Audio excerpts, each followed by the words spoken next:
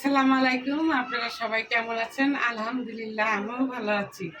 আপনাদের হয়তোবা আমি আরও দুইবার দেখাইছি যে আমার ব্যালকনিতে আমি কলমি শাক কিনে 1 মুঠা কলমি শাক রাশিদা 10 টাকা দিয়ে আনে।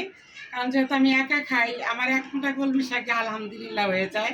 তো এই কলমি শাকটা খেয়ে আমি পাতাগুলি খেয়ে আমি ডাঁটাগুলি এই যে এখানে এইভাবে লাগাই দিই। তো এই নিয়ে আমি 2বার খাইলাম আলহামদুলিল্লাহ। তা আমি অনেক খুশি, কারণ এখানে আমার বাড়ি নাই, এখানে আমাদের জায়গা নাই, কিচ্ছু না, কিন্তু শখ তো লাগাই নিজের হাতে খাইতে যে কত মজা। আজকে আবার চিংড়ি মাছ দিয়ে ভাবছি যে কলমি শাক রান্না করবো, রাশিদারে বলতেছি। আজকে আবার তুলতেছি শাকগুলি, বিসমিল্লাহ। দেখেন আপনারা, এটি কি হয়ে যাবো নাকি রাশিদা?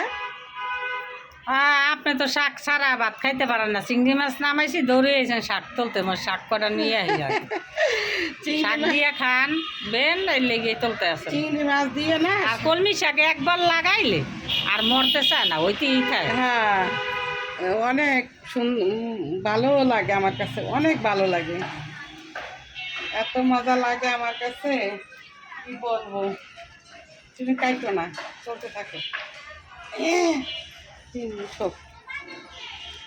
এত ভাল লাগে। দেখেন নিজেদের কলমি শাকগুলি, দেখেন এত সুন্দর, কি বলবো।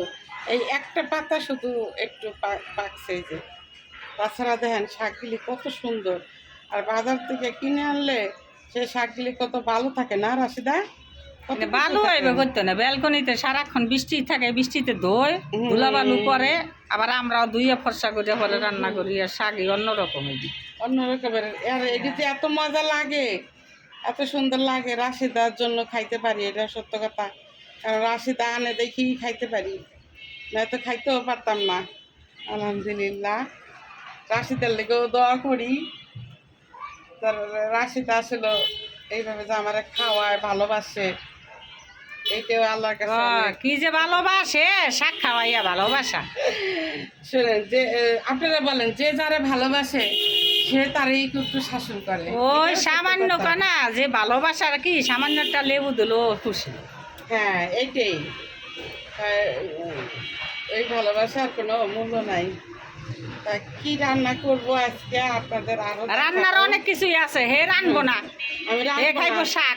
যেহেতু একা মানুষ, ভাইয়ে দেশে গনে মাছ মাংস অনেক কিছু আনছে, খাইবো না। এইগুলি আজকে এই যে তুললাম, আবার দেখবেন যে কয়দিন পরে আবার যে কি হবে, আর কি রান্না করব। এই শাক পাতার ভিতরে আরো কিছু একটা দিব, কি দিব আপনারা আমি দেখাচ্ছি।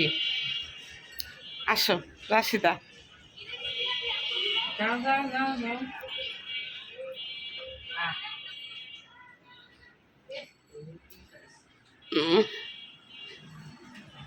শাকের ভিতরে ভাবছি এই বিচি করা দিব, কেমন হবে বলেন তো?